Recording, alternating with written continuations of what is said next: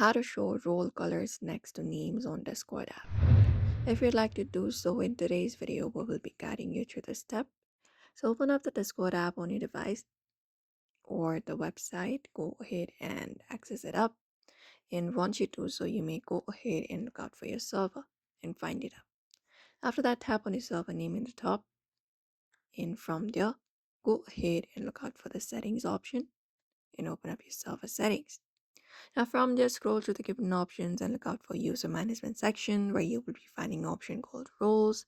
Go ahead and tap on that tab and open up the roles. Here it will show you all of the roles available.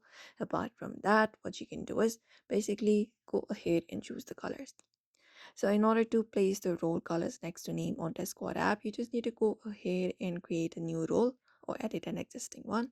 So if you'd like to edit the role for the existing one, for example, this member right here, you just need to go ahead and select this role color, and then you can select the color that you would like to have displayed for that particular member. For example, I would like green. So tap on reset and reset the color and tap on save, and that will do it.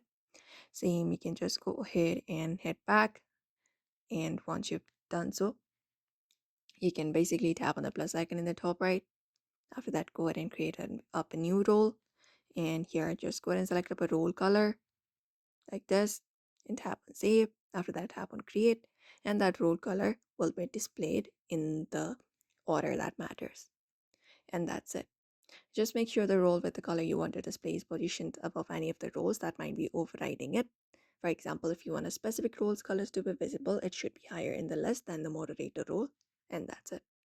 So you may follow up this process in order to show role colors next to names in the Squad app. So I hope this video was helpful. Give it a thumbs up and subscribe for more tips and tutorials.